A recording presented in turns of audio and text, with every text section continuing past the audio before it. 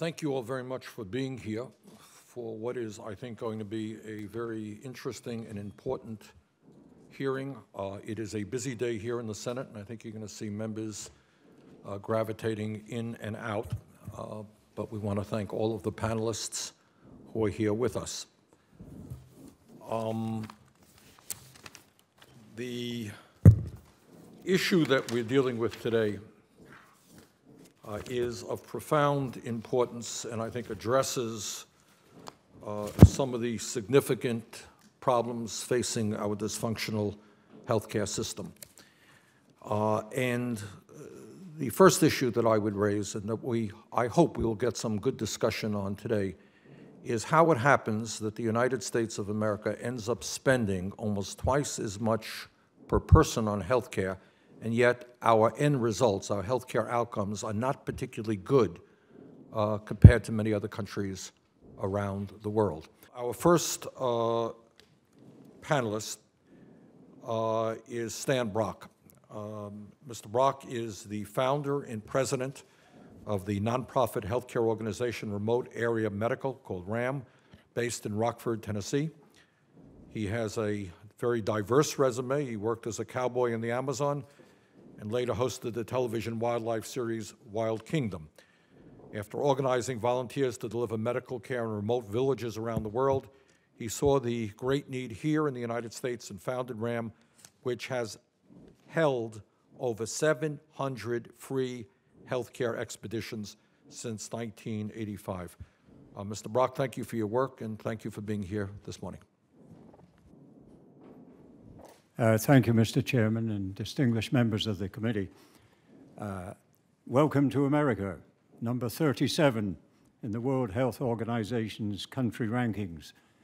I'm the voice of for more than 500,000 patients that Remote Area Medical, RAM, has treated free of charge in 723 mobile medical clinics during the last 28 years. I know what it's like to be poor and without help. I am one voice of the millions of people who are not a part of our healthcare system. They've been left behind and forgotten, and I speak for them today. I came from a place where there was no doctor, living with the Wapishana Indians in the upper Amazon. Their only recourse when faced with catastrophic injury or sickness was a tribal witch doctor, but at least they had that. Some of the sick that we see here in the U.S. have nowhere to turn. That is why I created Remote Area Medical. When I suffered a serious injury, one of the Indians said, "The nearest doctor is 26 days on foot from here." I felt then what so many in our nation feel today, when they need a doctor and cannot get care. For millions of Americans, they might as well be 26 days on foot from the nearest doctor. In fact, one of our patients recently walked 15 miles because he was desperate for medical attention. Healthcare in America is a privilege of the well-to-do and the well-insured, but leaves about 50 million people flat out of luck. These families live in fear of injury and sickness with no insurance or not enough of it. The predicament of these millions of marginalized Americans raises questions of morality, injustice, and education. Poor education begets poor health. Poverty feeds on poor nutrition, which creates obesity, diabetes, heart disease, and cancer.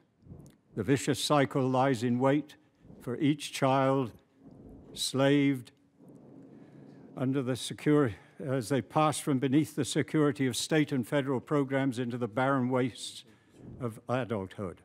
Many nursing mouthfuls of decayed and abscessed teeth or suffering from fading vision will inevitably join the long lines of desperate patients at a RAM-free clinic. I've looked into the distraught faces of Americans imprisoned by poverty, from child to grandparents, all generations lining up by the hundreds in places as diverse as Los Angeles or a fairground in the mountains of Southwest Virginia.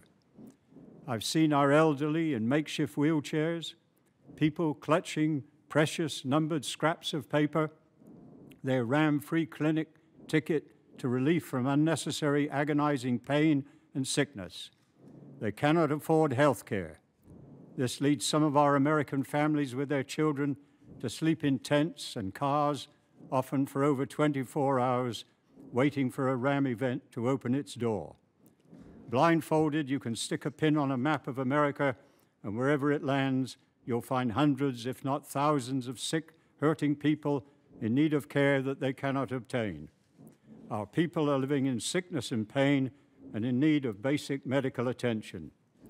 At RAM clinics, dental care is the greatest demand, with vision services a close second. 85 million Americans do not have dental insurance, and half of those cannot afford to pay for a dentist without it. What are they to do? Hospital emergency rooms don't do dentistry, and they don't make glasses. In most cases, Medicaid does not cover dentistry or vision for adults, and finding a Medicaid practitioner to provide treatment can be a real challenge. RAM is not a solution to the American healthcare crisis. We need to be in places like Haiti, not Tennessee and California. RAM bridges the gap for those suffering needlessly in our system. A RAM event is logistically strained at 1,200 patients a day, and we are forced to turn away hundreds and sometimes thousands of sick people. Our healthcare system has failed our people because they either do not have access or they cannot afford it. As a result of the great need of those who are sick or injured, we have reached out to legislators for help.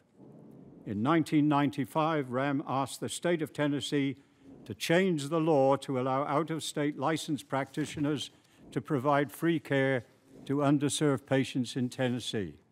This highly successful program attracts 60% or more of the medical volunteers at RAM events from out of state.